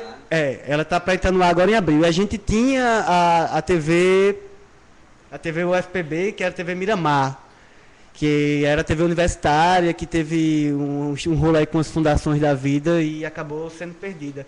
Que hoje essa banda que era destinada à TV Miramar, que ficou muito tempo sendo o berço do nosso famigerado Samuca Duarte, ela hoje está na mão do igreja, velho. E o pastor é o cara que cobra R$50 pelo cartão. Eu acho que tá dando um pau aqui no vídeo, né? Tá rolando? Ó, tô como se tivesse a câmera... Dá pra ouvir quem tá falando ou não? É só o vídeo que tá... Então, põe com o Abrão. Tá meio stop motion aqui por enquanto, mas... Então vamos com o som, né? Eu acabei perdendo... eu acabei perdendo uma linha de raciocínio, mas enfim. Voltando à TV Miramar, que era essa concessão pública, era o canal 16E. Acaba tá na mão do pastor lá, do Valdomiro Santiago, se não me engano, que é o cara que faz espetáculos maravilhosos, assim, com vários aleijados e placas sendo levantadas. Eu assisti um espetáculo desse, Tá rolando logo? Tá. Então, sobre o Valdomiro, e tipo, é um negócio que é uma cascata, cara. Assim, você vê e sabe que é uma cascata, velho. E eu acho demoníaco, velho. É engraçado isso, né? Que é uma contradição. É demoníaco o que essa galera faz com uma concessão pública de televisão, sabe? É demoníaco. A galera utiliza como dominação simbólica mesmo, velho. Sem querer... Sem querer aburguesar o debate, né? Mas é uma dominação simbólica mesmo que acontece, velho. Tá rolando agora imagem e som. E aí, tem uma coisa que já para... Alguém quer fazer mais um comentário nessa seara? Fala aí, Dão, fala aí. Em relação a justamente a questão vamos sair um pouco da discussão da violência e coisa e tal, e também discutir a ocupação religiosa nas TVs, né? Recentemente, a empresa Brasil, né, de comunicação, ela tem um conselho que foi criado há 2 anos, eu acho, também há pouco tempo, e esse conselho decide um pouco a programação da EBC, que é a TV pública aí. E rolou uma discussão sobre, há muito tempo atrás, havia um contrato entre a Igreja Católica e depois também um contrato com uma das igrejas cristãs, evangélicas, de colocar um programa aí, era a Santa Missa, né, que sempre teve na TV, e também a outra que tem um programa de evangelização midiática. Aí o conselho, depois que foi instalado, questionou, por que só tem essas 2 religiões com esse espaço generoso na TV, né? E houve uma discussão, e recentemente houve uma consulta pública para saber o que a sociedade brasileira pensa de uma TV pública que dá um espaço só para 2 religiões. A discussão lá que está agora é a seguinte: se ou abre para todas, e aí você cria um espaço igualitário aí para, pelo menos a maioria, as grandes, vamos dizer assim, organizações religiosas, né? Ou então você tira a religião da programação. Aí entrou a discussão cultural, porque o Brasil é um país católico, aquela história toda que a gente já conhece, coisa e tal. E o pessoal não se permite analisar também e perceber que numa sociedade minimamente moderna, existe o conceito de laicidade do Estado, né? O que é isso? O Estado ele não pode professar, nem proteger, nem, né, privilegiar nenhum tipo de profissão, como é que chama? De denominação religiosa. Ele não pode estar vinculado a nenhuma religião, porque o Estado é uma coisa pública, né? E aí você vai estar fomentando, na verdade, guerras entre as religiões para dominarem aí se torna violência. O Estado, exatamente. Então não pode. Então tem que ser laico, né? E aí ou você garante para todas, ou então tira todas também dessa discussão. Eu acho que passa um pouco por isso que você falou, do uso, né, dos espaços de TV, principalmente pelas igrejas e os cultos televisivos e coisa e tal. Recentemente a Igreja Católica voltou a investir nisso com o pessoal da oração carismática, que tem aquela a TV a Canção Nova, e depois tem a Rede T, a Aparecida também, quer dizer, pipocaram canais assim extremamente religiosos, e tem que ver se esse é o papel da televisão, principalmente, que está muito envolvida nessa discussão. Eu acho que na TV pública, minha opinião é essa, na TV pública, né, esse espaço ou é negociado de forma igualitária, ou então realmente você não abre espaço para esse tipo de programação dentro da grade, porque cada um tem sua fé, cada um acredita no Deus que quiser, que crê, na verdade, e não precisa isso estar sendo, né, porque a gente sabe que quando vai para a televisão, quando vai para a mídia, é uma maneira de você também estar forçando as pessoas a aderirem à sua até sua isso religião. a mídia força, né? Mas isso já vem vamos dizer, o governo doa o terreno para a igreja, tira imposto, mas só para duas classes, igreja católica e evangélica. Não, vá governo doar um terreno para a instituição, sei lá, um candomblé. Porra, o cara vai chegar lá na mídia, vai chutar o pau da barraca, dizer que estão cortando a cabeça da galinha preta e não sei o que, bababá. Então, é questão de cultura, né? O governo financia o terreno, que o cara da mídia já vê que isso dá voto e já bota na TV. É o sistema, cara. É o ciclo vicioso que a gente vive. O sistema é bruto, já diria uma jornalista do sistema desses sempre uma discussão começa pesados, né?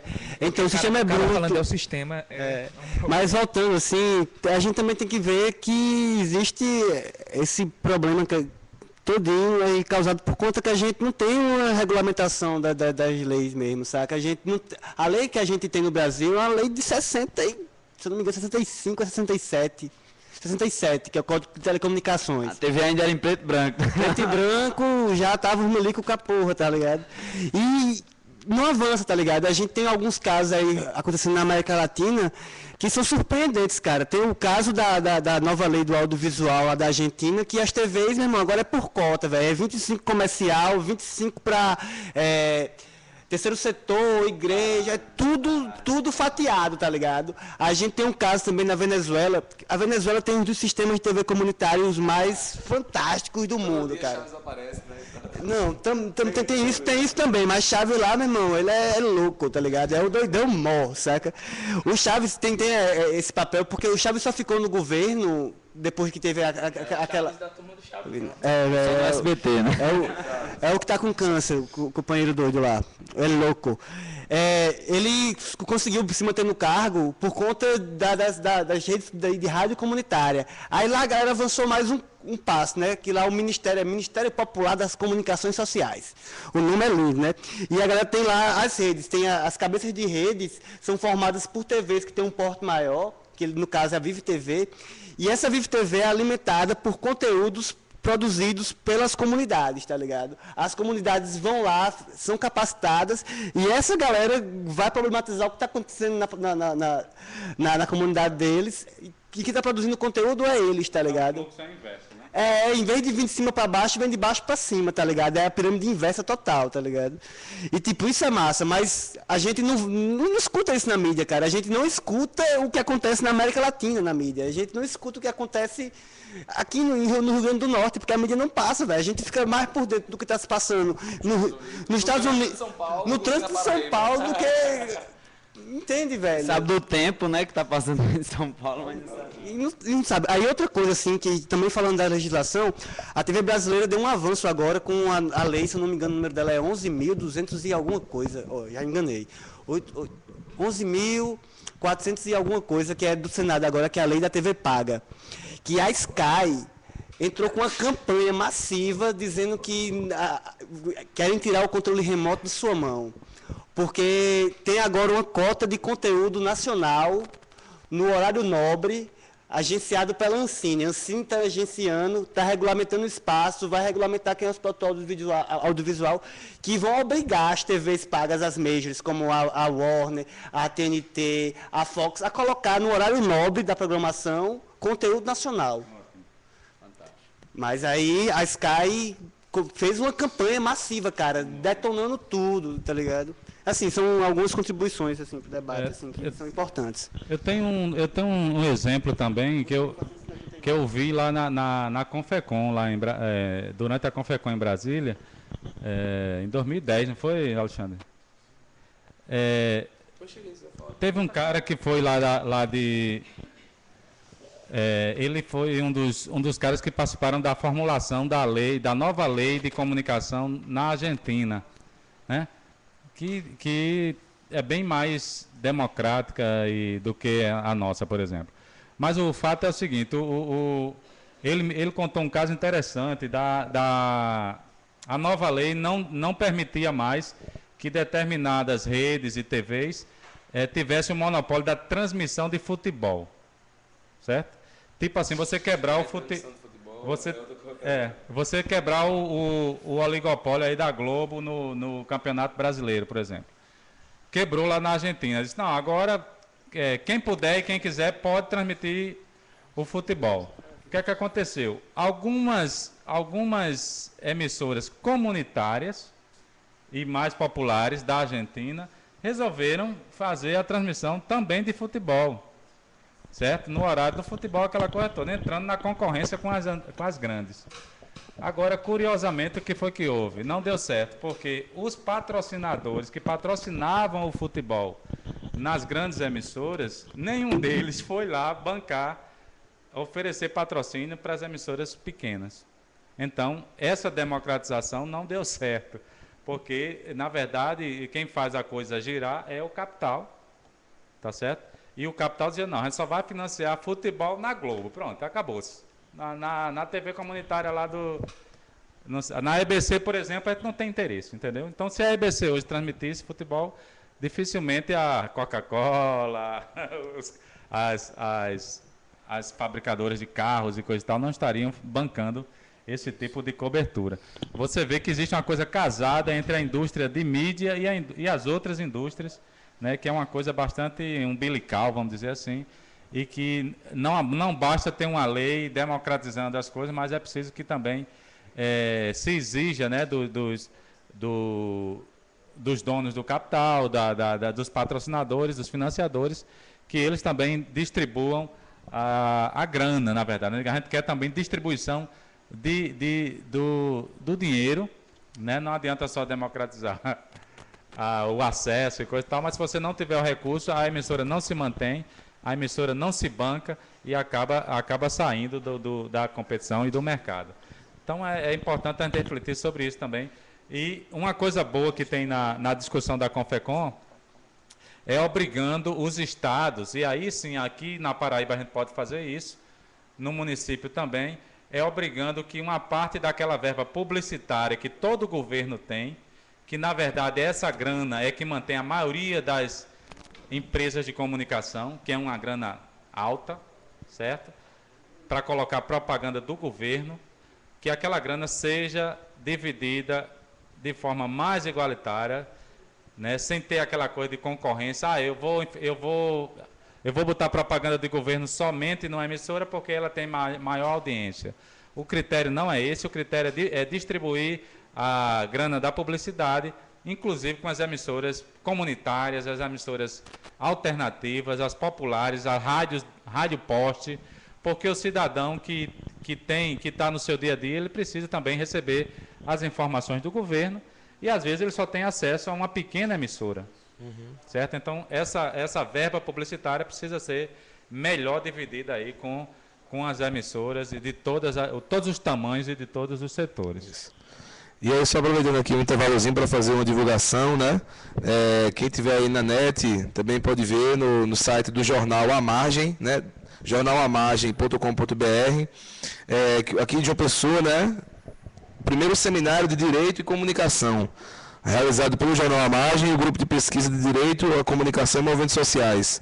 Vai ser dia 16 de abril, às 9 horas da manhã, no auditório da Central de Aulas, lá na UFPB. Então, quem estiver interessado no assunto, mais curioso, primeiro seminário de 9 horas da manhã. 16 de abril é quando? Segunda-feira. Segunda-feira que vem agora, vai ter alguns palestrantes, tem lá no site informando, né? Renata Rolim, José Moreira, Wellington Pereira, Roberto Efraim, Ludmila Correia, todos da área do direito e da comunicação também, né? E aí discutindo essa necessária reflexão que a gente está puxando aqui, né? Essa relação mesmo do direito, como é que o direito se relaciona com a comunicação, quais são as regulamentações, isso tudo. E aí já para... e aí vocês também, se tinha mais alguém que queria falar alguma coisa para fechar a discussão, a gente puxando uma última pauta aí, última, mas do horário, né? Estamos 10 horas, é um horário livre, é um espaço aberto, quem realmente também tiver problemas com horário também pode sair mais cedo, né? A gente está na discussão aqui, você vai vendo qual é o termômetro também, né? De gente acompanhando, estamos numa média de 10, 13 pessoas aqui ao vivo, né? E mais de 60 que já participaram do programa, assistindo, então agradecer a galera que está participando de tudo aí. E aí uma última provocação assim, mais da pauta que a gente montou, que é uma provocação interessante, porque aí a gente vai agora ultrapassar um pouco o nível da vinculação da mídia formal e pensar agora no lance da internet, né? A internet, ela chega também como um veículo livre de informação, de circulação de acontecimentos e um domínio cada vez mais da população. Tem acesso à internet, eu posso vincular no meu perfil, na minha página, no meu blog, aquela informação que eu quero, os meus comentários, as minhas reflexões, propagandear alguma ideia ou outra, né? E aí, por que será que na internet, ainda assim, a gente talvez tomando como base as redes sociais de maior visibilidade, maior frequentação, né? Ainda é tão frequente o compartilhamento de imagens e noticiadas relacionadas à violência? Mesmo a gente ultrapassando um pouco essa barreira das emissoras, do controle das emissoras sobre a TV, na internet. Por que será que ainda é tão frequente, né? E aí cabe uma discussão mais profunda. Essa questão de violência, porque nós, de uma forma geral, não sabe o poder que tem, né, da comunicação. Tipo, você vê o caso da Luísa, né? Porra, soube ontem que a mulher vai receber o título de cidadã canadense, velho.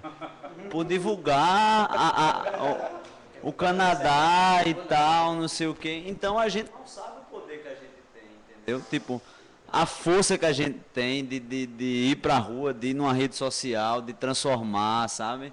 De usar a sua opinião de uma forma transformadora e não aceitar o que está acontecendo. Tipo, da mesma forma que a Luísa fez sucesso, a gente pode mostrar a realidade da TV Correio, que mostra o sangue, não sei o que, depende da gente, mas para nossa alegria, porra, um negócio que da mídia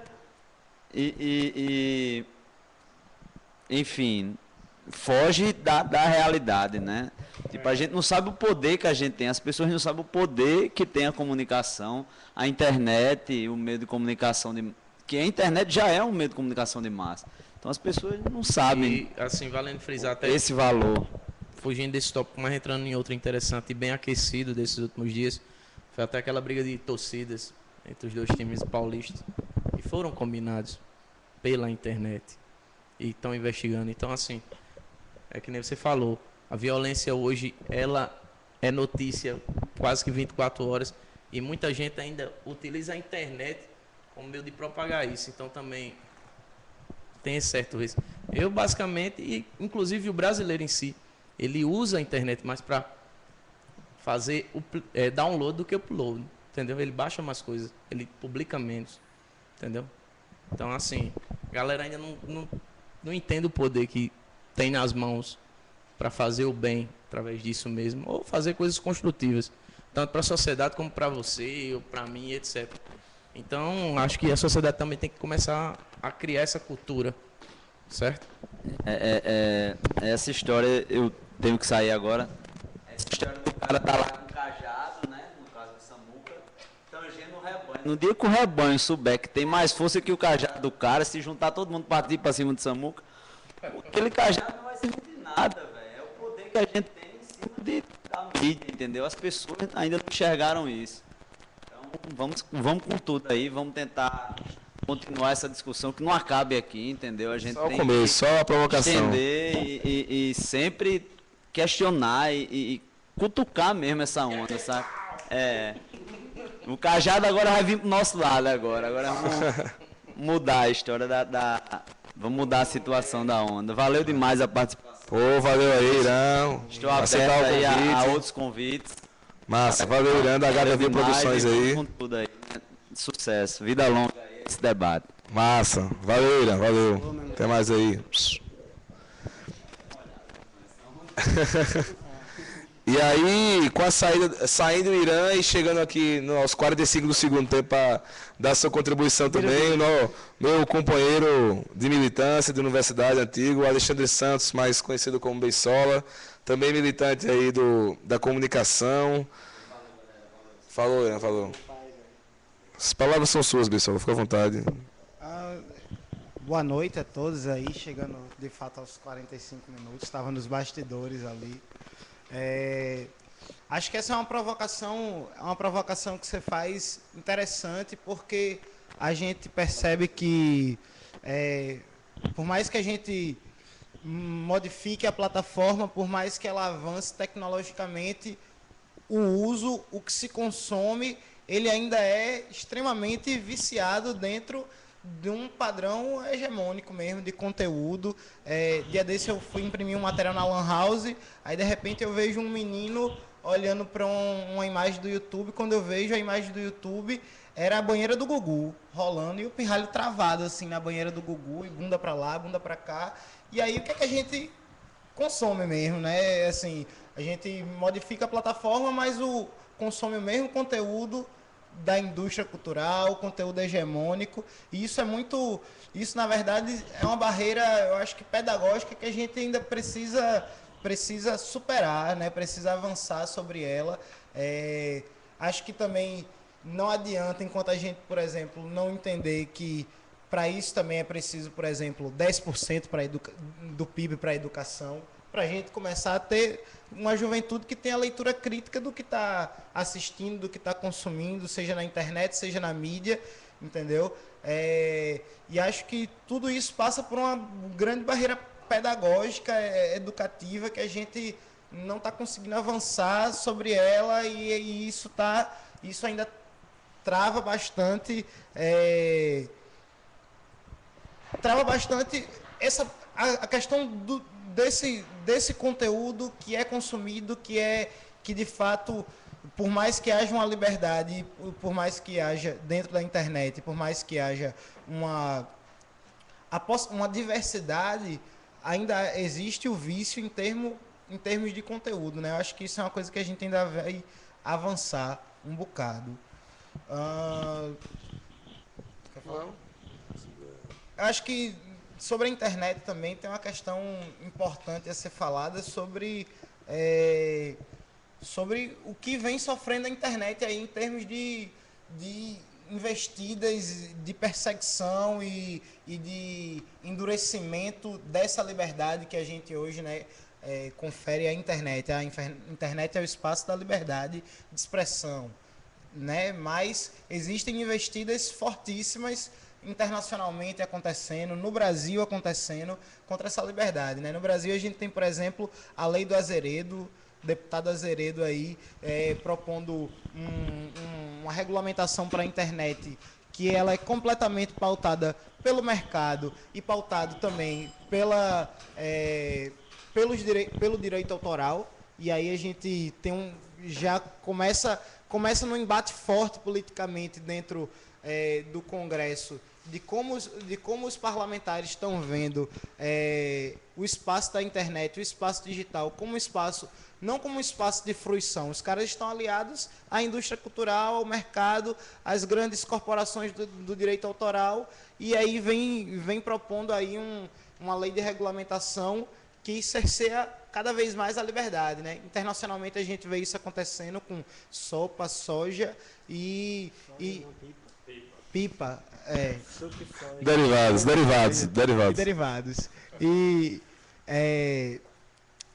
E às vezes também não tem a ciência de como isso está acontecendo em termos de Brasil, mas está acontecendo e existe um embate muito forte acontecendo por diversas forças, os movimentos sociais se organizando. A gente tem hoje, por exemplo, o coletivo Intervozes, que se organiza nacionalmente dentro do movimento de democratização da comunicação, que contesta, por exemplo, hoje a lei do Azeredo, que é extremamente cerceadora. Fora outras iniciativas que também...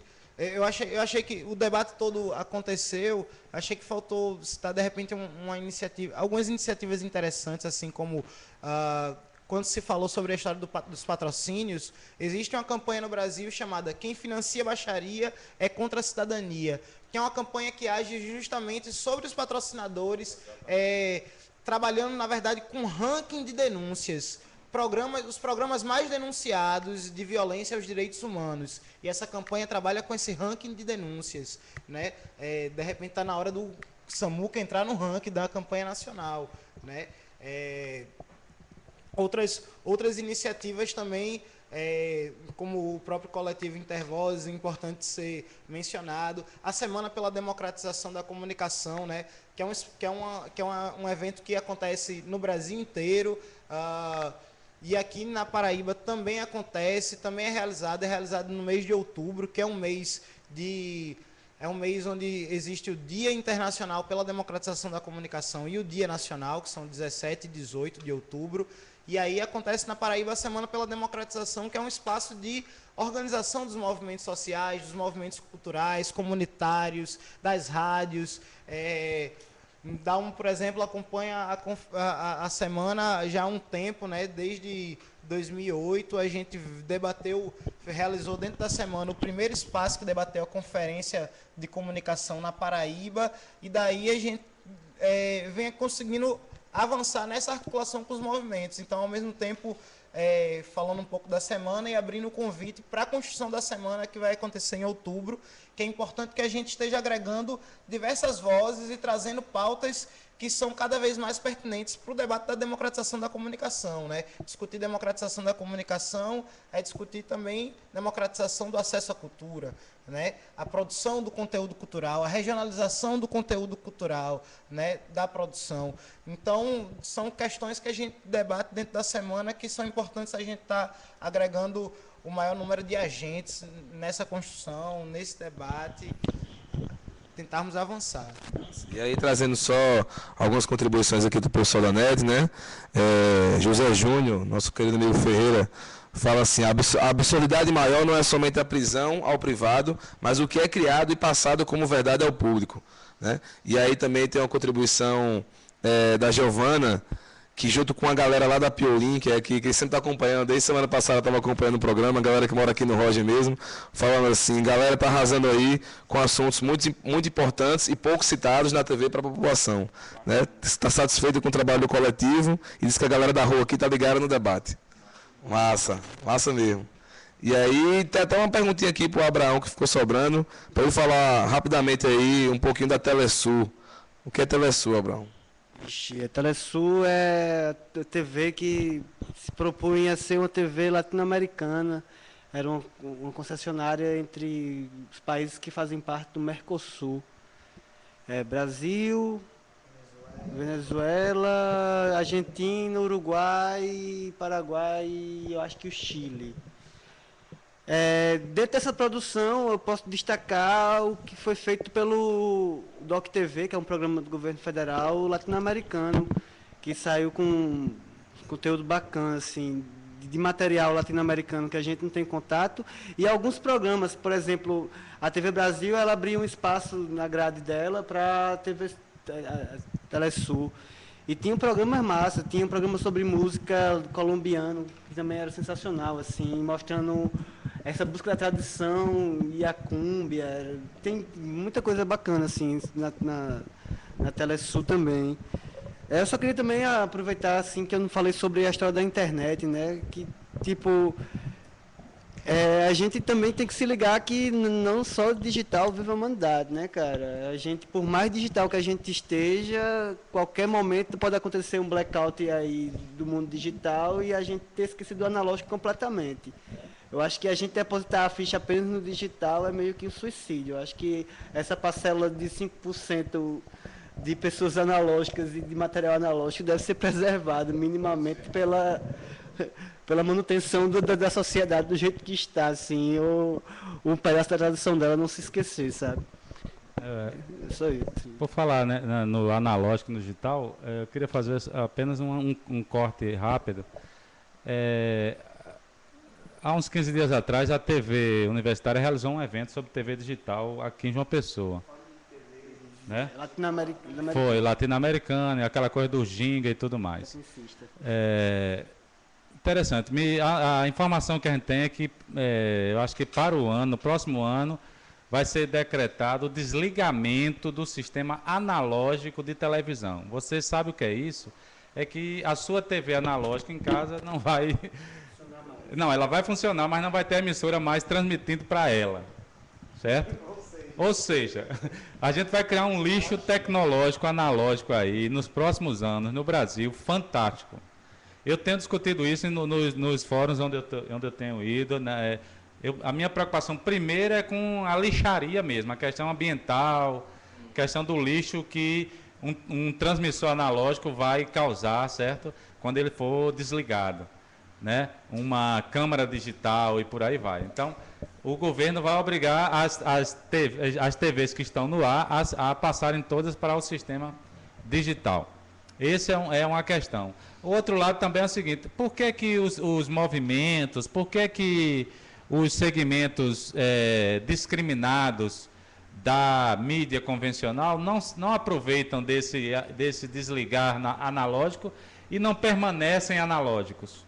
Ou seja, deixa os caras assumirem a digitalidade e vamos continuar na discussão analógica, porque, sinceramente, uma emissora AM, cara, que tem um alcance fantástico, né? Uma TV analógica que você pode montar num bairro, por exemplo. Tá entendendo? Toda essa parafernália que nós temos tecnológica, analógica, por que que os movimentos que nunca tiveram acesso à aparelhagem, à tecnologia, por que que a gente não se apropria disso e monta um sistema paralelo? Analógico. Deixa os caras irem para o digital e a gente fica no analógico. A minha provocação é mais ou menos nesse sentido. E especificamente com a internet, realmente tem a questão da possibilidade dela apagar, né, a qualquer momento, né, e também nessa coisa da gente estar usando muito mal a internet, reproduzindo valores da cultura passada, valores ultrapassados e coisa e tal, está reproduzindo essas coisas lá no espaço da internet, coisa e tal. Eu acho até que tem um saudosismo de alguns grupos de estarem colocando fotos da tabuada, não sei o quê, lá no Facebook como uma maneira de estar um revival aí dos seus tempos de criança. Mas eu acho que a gente precisa realmente ver como usar essa ferramenta, ela estando funcionando e coisa e tal, é claro. Eu sinto muita falta. Tem o Ivaldo Gomes também, ele tem uma ideia interessante, que é você, no lugar de você fazer uma rede de comunicação na mídia convencional, você usar a internet para fazer redes. Por exemplo, esse programa de hoje, essa transmissão de hoje, poderia estar dentro de uma rede grande de programação. Assim, tá a Pós TV do Brasil todo que tem, assim, está sendo vinculado no Brasil todo, e a Pós TV é uma frente que os coletivos do Brasil todo também utilizam para fazer seus programas. Mas Isso, a do Ceará também está rolando. Mas é uma alternativa, né? A gente não se apropriou ainda disso localmente. Existe uma articulação meio que mundial. Localmente, acho que os bairros podiam estar se falando pela internet e coisa e tal, e trocando conteúdos, que eu acho que é o lance legal também da internet, é a troca de produção mesmo. Sim, falar em produção, só mais um detalhe. A TV universitária, ela vai abrir em canal aberto nos próximos, acho que talvez esse mês ainda, certo? E me parece que pela grade dela, uma grade quase que do dia inteiro, ou seja, muitas horas de TV, o polo multimídia de lá não vai ter condições de estar produzindo para todo esse horário. Então, eu vi ventilando na discussão lá da universidade que eles vão precisar de conteúdos e vão comprar conteúdos. Então, é o momento de a gente começar a organizar a galera para produzir conteúdos diferenciados e oferecer para a TV universitária, que vai abrir esse espaço.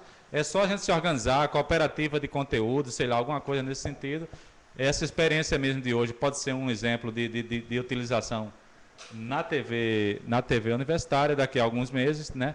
É só se organizar, oferecer o projeto e também captar um pouco de apoio, com certeza, de recursos para manter manter a produção dessa coisa. Massa demais, massa demais. E aí, assim, já a gente tentando se encaminhar para as finalizações do nosso programa, foi massa, a gente conversou quase 2 horas e meia aqui sobre a banalização da violência na TV, que acabou abrindo um leque de assunto, de internet, de comunicação, de acesso, né? E aí a Raíza Agra, aí também nossa companheira, fala conversas infinitas sobre a banalização da violência na TV aberta, na TV livre, do pós-TV. Então, assim, a gente, ao mesmo tempo que a gente falou das questões que vêm junto com a liberdade da internet, a liberdade também dá esse acesso a gente poder estar aqui, né, em João Pessoa, produzindo esse programa e sendo vinculado nacionalmente, né, por todo o circuito também que dá conta dessa distribuição de informação, de cultura, e tentando produzir cultura diferenciada, né, sobre as reflexões sobre a situação da mídia, da comunicação, da TV. E aí, só para a gente tentar finalizar aqui nosso programa, né, antes de tudo agradecendo a todo mundo que veio mesmo, está aqui desde cedo, a gente batalhou lá para conseguir colocar no ar, conseguimos, estamos aqui até 10h30, no plena quarta-feira, né, meio de semana, agradecendo ao Dalma aí, ao Gustavo, Bessola, Abraão, Diego Second aí, e aí, para quem quiser ainda dar os arremates finais da conversação, só agradecendo também para a galera, né? Foram no total 73 pessoas que acompanharam o programa da gente. Que bacana. Até tá 14 ainda acompanhando agora ao vivo. Então, assim, a galera ficou mesmo, se manteve. A média foi essa de galera, assim. O programa todo. Isso é massa. E aí, então, só os arremates finais aí de cada um, para a gente poder provocar mais ainda para frente e ter muito mais pano para manga aí. Primeiro agradecer aí. Acho que a gente cumpre um papel importante mesmo, produzindo conteúdo crítico, produzindo conteúdo que produz a crítica, saca? Dentro do espaço livre que é a internet, eu acho que a gente tem que dar prosseguimento à iniciativa e eu acho que pegar o gancho do que Dalmo falou e tentar cada vez mais integrar a cidade, integrar os bairros, multiplicar, né? Ser multiplicador. Se a gente produz aqui, porque lá no Valentina não estão produzindo também ao mesmo tempo, porque não está rolando no Bancários, Cristo funcionário. E como é que a gente multiplica, né? Multiplica essa produção e essa vontade de produzir conteúdo crítico. Eu acho que tem tudo a ver com o momento que a gente está passando na cidade. Valeu, parabéns a todo mundo aí. Bom, agradecer também, né, o primeiro convite aqui junto ao programa. Espero que aconteçam outros convites, até deixar a ressalva. Interessante, o melhor de tudo, construtivo, né? Porque reunir essas cabeças aqui para passar 2 horas e meia aqui. Como diz a história, é muita lábia aqui, que nem Raiz até falou, são assuntos infinitos dentro de um leque. Que se você for, a gente vai longe, assim. Tudo foi bem construtivo. Espero que justamente, como ele falou, a gente tem que ser multiplicado, divulgar esse trabalho que vem sendo feito por vocês e pelos canais do coletivo. Assim, divulgar para os amigos, dos amigos, assim, mostrar que a gente tem uma ferramenta muito boa e que a gente não está só ali com o controle na mão para desligar a TV quando não agrada a gente.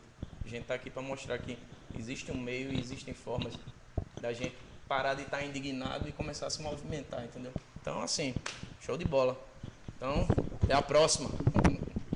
Valeu, eu queria agradecer também a oportunidade, o convite, né? Dizer que estou disponível aí, viu, galera, para outras histórias e coisa e tal. Na verdade, a gente quer aumentar essa parceria com vocês. Agradecer a oportunidade aqui do Eu queria também fazer dois merchandising rápidos da nossa produção. Todo sábado a gente está com um programa que conseguimos recentemente, aí numa dessas brechas que eu falei ainda há pouco, dentro da programação da Tabajara AM, né? De 2 da tarde de 2 às 3 da tarde, todo sábado. Às vezes é ao vivo, a maioria das vezes tem sido ao vivo agora, mas às vezes a gente faz gravado também, um programa chamado Alô Comunidade. Era um programa, a intenção dele era um programa que fosse uma espécie de âncora, de ancoragem, de notícias e de informes e de coisas que estavam rolando nas rádios comunitárias aqui da Paraíba, principalmente aquelas mais ligadas a Abraço, porque era um programa a negociação se deu institucionalmente pelo Abraço, mas é um programa que se tornou mais do que isso, na verdade. Hoje a gente está na 42ª, terceira edição, no próximo sábado, ou seja, já são 43 sábados colocando uma horinha ali dentro da programação da Tabajara AM, né? E está aberto também para essa discussão, para essa galera. A gente faz a propaganda para estar ouvindo, se for possível, todo sábado aí, o Alô Comunidade pela Tabajara AM, que é 1110 kHz, que esse negócio vai acabar, mas enquanto está rolando, 1110 kHz. Se você tiver rádio AM ainda na sua casa, você liga aí para ver, o espaço está aberto também para esse tipo de troca e de colaboração. E a outra é um blog que agora virou site, que é Eu Que Alimento, que cuido, que também tem essa intencionalidade, tá?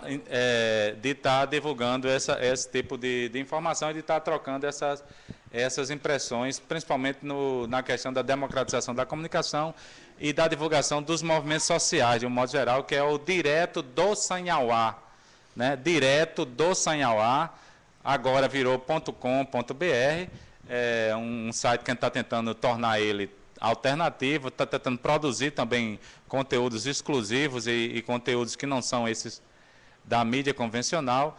Era um blog que agora virou site, está inclusive arregimentando colaboradores para estar colocando conteúdo nessa perspectiva que a gente discutiu hoje à noite aqui. Obrigado mais uma vez. Queria agradecer a galera do Coletivo Mundo.